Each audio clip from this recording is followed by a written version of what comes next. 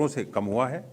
और उसके बाद हम लोगों ने आसपास के इलाकों में, उसके पहले से जो ऑपरेशन डबल बुल वगैरह चला रहे थे, वो 20 दिनों का ऑपरेशन था, जिसमें 8 फरवरी से 28 फरवरी तक वो ऑपरेशन चला था।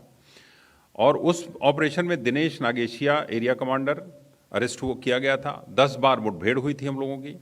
14 के करीब माओवादियों को 20 दिनों में गिरफ्तार किया गया था, जिसमें बलराम ओरांव, सुदर्शन भुइयाँ, बालक गंजू, दशरथ खिरवार ऐसे इनामी माओवादी थे।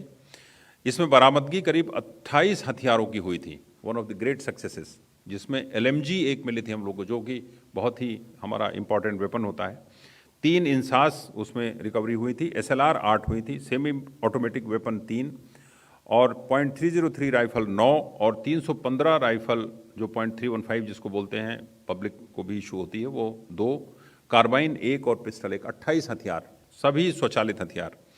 कारतूस करीब 2000 राउंड, 35 मैगजीन, IED 16 और डेटोनेटर करीब 196।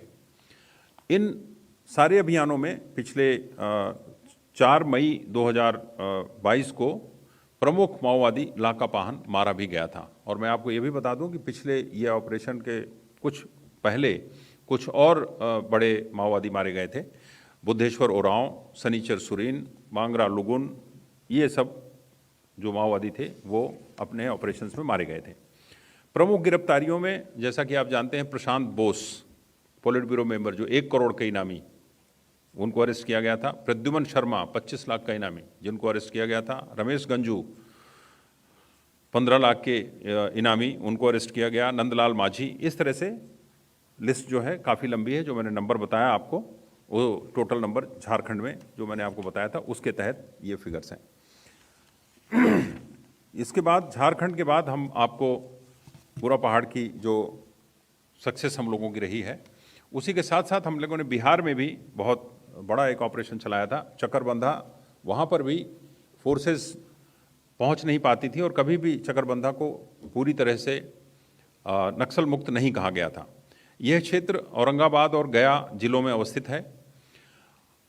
इसमें कुछ पार्ट औरंगाबाद का पड़ता है, कुछ गया का पड़ता है। औरंगाबाद का ज़्यादा इसमें पार्ट पड़ता है।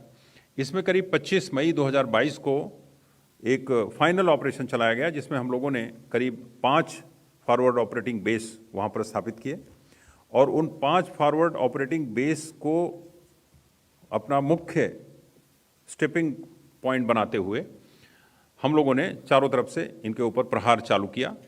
जो 5 ऑपरेटिंग बेस थे उनके नाम हैं तरी, चोरमारा, लंगुराही, नागोबाल और पैसरा। इसमें 4 बार नक्सल्स के साथ हमारी मुठभेड़ हुई। 3 IED उन्होंने विस्फोट किया, जिसमें हमारा, आप लोगों ने पहले भी कभी प्रेस में कवरेज किया होगा, हमारा विभोर कुमार सिंह बोल के एक हमारा असिस्टेंट कमांडेंट, जिसके दोनों पैर उसमें उड़ गए थे, यंग AC। CRPF में young officers they always lead from the front. वो 205 कोबरा का ऑफिसर था। अभी उसके पैरों की काफ़ी ट्रीटमेंट हो गई है और अब वो एड के साथ चलने फिरने की कोशिश अपनी बाकायदा कर रहा है। हम लोग उसको मॉनिटर कर रहे हैं। मतलब उसकी भी इस इंजरी का बहुत बड़ा पार्ट है इसको अलग करने में, जिसमें 3 कार्मिक बहुत गंभीर रूप से घायल हुए। 3 शीर्ष माओवादियों ने इस ऑपरेशन के दौरान ही सरेंडर किया। उसमें भी करीब 27 हथियार स्वचालित, 511 विभिन्न तरह के एमुनीशन, 1540 डेटोनेटर और 2362 IED भी बरामद की गई। इतनी ज़बरदस्त वहाँ की घेराबंदी रही कि संदीप यादव, जो मोइन कमांडर वहाँ का हुआ करता था, वो कमांडर अब से पूरी तरह से मेडिकल उसको सुविधा न मिलने के चक्कर में वहाँ से निकल नहीं पाया, एंड ही डाइड। उसके बाद उन सारे जंगलों में जाकर के हमारे लोगों ने बहुत तरह के हथियार, गोला बारूद और बहुत सारी चीज़ें वहाँ से पकड़ी, अनर्थ किया।